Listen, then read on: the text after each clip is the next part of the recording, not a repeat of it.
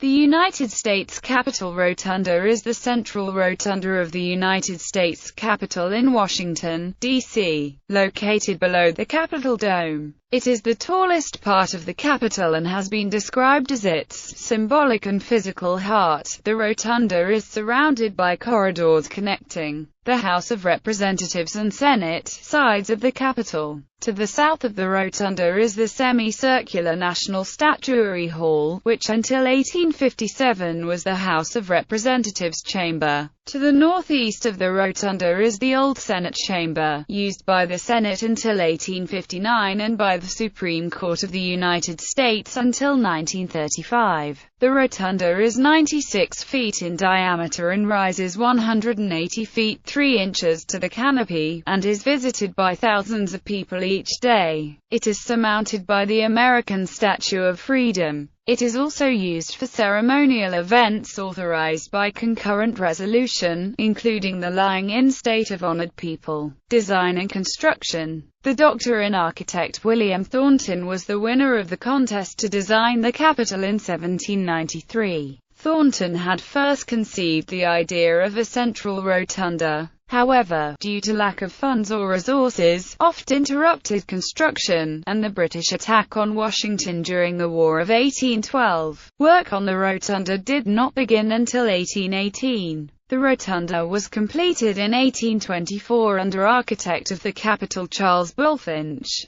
as part of a series of new buildings and projects in preparation for the final visit of Marquis de Lafayette, Indiana, 1824. The rotunda was designed in the neoclassical style and was intended to evoke the design of the Pantheon. The sandstone rotunda walls rise 48 feet above the floor. Everything above this, the Capitol Dome, was designed in 1854 by Thomas U. Walter, the fourth architect of the Capitol. Walter had also designed the Capitol's north and south extensions. Work on the dome began in 1856, and in 1859, Walter redesigned the rotunda to consist of an inner and outer dome, with a canopy suspended between them that would be visible through an oculus at the top of the inner dome. In 1862, Walter asked painter Constantino Brumidi to design a picture 65 feet in diameter, painted in fresco, on the concave canopy over the eye of the new dome of the U.S. Capitol. At this time, Brumidi may have added a watercolor canopy design over Walter's tentative 1859 sketch. The dome was being finished in the middle of the American Civil War and was constructed from fireproof cast iron. During the Civil War, the rotunda was used as a military hospital for Union soldiers. The dome was finally completed in 1866. Renovation. In January 2013, the architect of the Capitol announced a 4-year, $10 million project to repair and conserve the Capitol Dome's exterior and the Capitol Rotunda. The proposal would require the stripping of lead paint from the interior of the dome, repair to the ironwork, repainting of the interior of the dome, rehabilitation of the interstitial space between the dome and rotunda, and installation of new lighting in the interstitial space and the rotunda. The dome and rotunda, which were last conserved in 1960, are showing significant signs of rust and disrepair. There is a danger that decorative ironwork could fall from the rotunda to the space below, and that weather-related problems could damage the artwork in the rotunda. Without immediate repair, safety netting will be installed.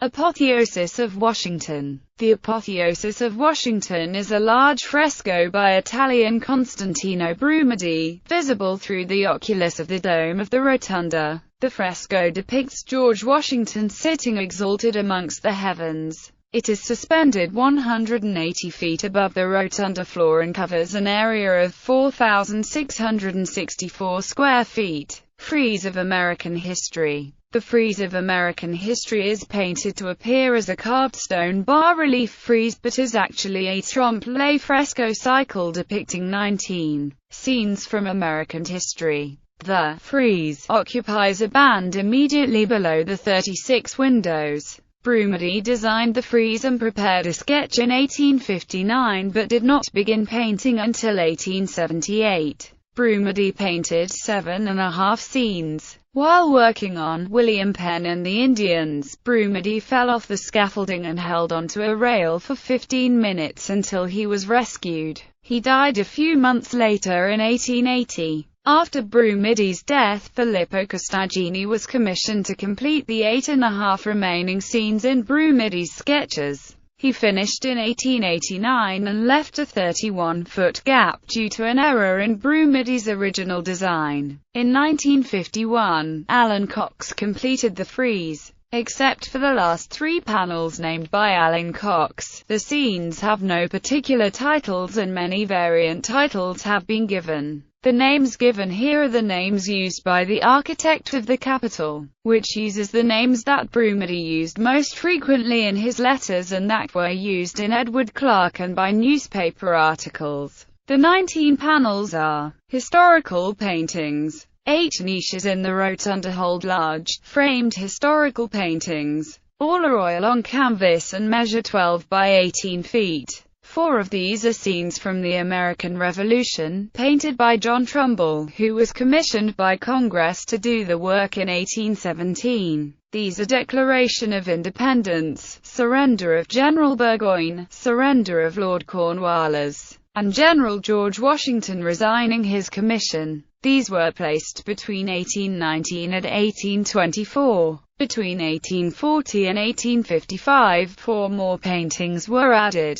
These depicted the exploration and colonization of America and were all done by different artists. These paintings are Landing of Columbus by John Vanderlyn, Discovery of the Mississippi by William Henry Powell, Baptism of Pocahontas by John Gadsby Chapman, and Embarkation of the Pilgrims by Robert Walter Weir. Statues in the Rotunda. From the Statuary Hall collection, among the group of 11 statues currently encircling the rotunda against the wall at floor level are 6 from the National Statuary Hall collection. George Washington, in bronze, from Virginia, by Jean-Antoine Hoden. Andrew Jackson, in bronze, from Tennessee, by Bell Kinney Schultz and Leopold F. Schultz, in 1928. James Garfield, in marble, from Ohio, by Charles Niehaus in 1886. Dwight D. Eisenhower, in bronze, from Kansas, by Jim Brothers in 2003. Ronald Reagan, in bronze, from California, by Chas Fagan in 2009. Gerald Ford, in bronze, from Michigan, by J. Brett Gill in 2011. These 6 presidents will remain in the rotunda indefinitely or until an act of Congress. George Washington. The bronze statue of George Washington is a prominent feature of the U.S. Capitol Rotunda, cast by William James Hubbard in 1853. It is one of multiple castings from the marble portrait of Washington that was carved in 1790 by the French neoclassical sculptor Jean-Antoine Hoden. Hoden's sculptures have also been used as models for other artists, including the various engravers of the United States Mint who have modeled their engravings of George Washington after his work. Abraham Lincoln. Gutzon Borglum had a fascination with large-scale art and themes of heroic nationalism. His head of Abraham Lincoln, carved from a 6-ton block of marble, was exhibited in Theodore Roosevelt's White House and is now residing in the crypt below the rotunda. Borglum was a patriot, believing that the monuments we have built are not our own. He looked to create art that was American, drawn from American sources, memorializing American achievement, according to a 1908 interview article. Supposedly, according to legend, the marble head remains unfinished to symbolize Lincoln's unfinished life. James Garfield. James Garfield was the last American president to be born in a log cabin.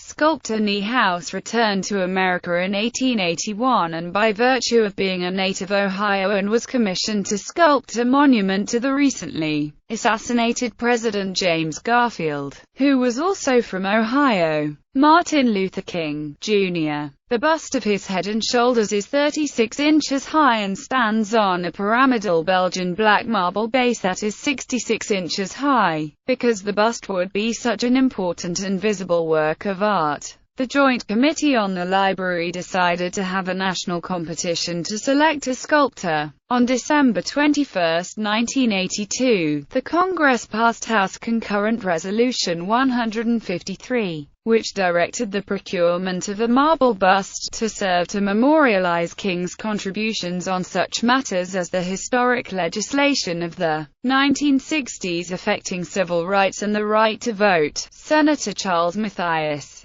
Jr., chairman of the Joint Committee on the Library, the congressional committee overseeing the procurement, said at the unveiling that Martin Luther King takes his rightful place among the heroes of this nation. John Wilson, the artist, was awarded a $50,000 commission to cast the model in bronze. The bust was unveiled in the Rotunda on January 16, 1986, the 57th anniversary of Dr. King's birth, by Mrs. King, accompanied by their 4 children and Dr. King's sister. Women's suffrage. This group portrait monument is known formally as the Portrait Monument to Lucretia Mott, Elizabeth Cady Stanton, and Susan B. Anthony, pioneers of the women's suffrage movement in the United States. Their efforts led to the passage of the 19th Amendment in 1920. The work was sculpted by Adelaide Johnson from a 16,000-pound block of marble in Carrara, Italy. The portraits are copies of the individual busts she carved for the Court of Honor of the Woman's Building at the World's Columbian Exposition in 1893. The detailed busts are surrounded by rough-hewn marble at the top of the sculpture. This part of the statue, according to some, is left unfinished, representing the unfinished work of women's rights. Contrary to a popular story, the intention was not that it be completed upon the ascension of the first female president. The rough-hewn section is too small to carry a proportional bust. The monument was presented to the Capitol as a gift from the women of the United States by the National Woman's Party and was accepted on behalf of Congress by the Joint Committee on the Library on February 10, 1921. The unveiling ceremony was held in the Rotunda on February 15, 1921, the 101st anniversary of the birth of Susan B. Anthony, and was attended by representatives of over 70 women's organizations. Shortly after its unveiling, however, the statue was moved into the Capitol crypt. It remained on display there for 75 years, until H.C.R. 216 ordered it moved to the Rotunda. The statue was placed in its current location, in the Rotunda, in May 1997. Other statuary and artifacts. In addition to the National Statuary Hall collection and the Memorial Statuary, there are a number of other pieces in the Rotunda, donated by Uriah P. Levy. It is the only work of art in the Capitol given by a private donor. At the west entrance are marble statues of General Ulysses S. Grant and President Abraham Lincoln. The Lincoln statue was commissioned by Congress and designed by Vinnie Ream. The statue of Grant was a gift to Congress by the Grand Army of the Republic. Located in the southwest portion of the Rotunda is a statue of Alexander Hamilton. The crypt and national flame. Originally the crypt had an open ceiling into the Rotunda. Visitors can still see the holes in the stone circle that marks the rim of the open space in the Rotunda floor. After Washington's wife Martha had declined to have his tomb set up in the crypt, his fellows made a motion to instead place a flame there representing the founding values of the nation to be burning eternally. When the crypt was first constructed, Congress appointed a keeper of it, and ordered a light to be kept burning continuously within it. This light was not extinguished for over 50 years, and it was not until after the Civil War that the office of Keeper of the Crypt was abolished. Lying in state and honor. The main difference between lying in state and lying in honor is the designated guard of honor that keeps watch over the casket. When lying in state, a guard of honor from the United States Armed Forces watch over the casket. When lying in honor, the United States Capitol Police watches as a civilian guard of honor over the casket. Lain in state. People to have lain in state in the Capitol Rotunda are as follows. Lain in honor. People to have lain in honor in the United States Capitol Rotunda are as follows. Jacob Chestnut and John Gibson. Rosa Parks. Other notable individuals, several of them being the Chief Justice of the United States, have lain in state in the United States Supreme Court building, while other individuals such as Ronald H. Brown have lain in state in the Herbert C. Hoover building.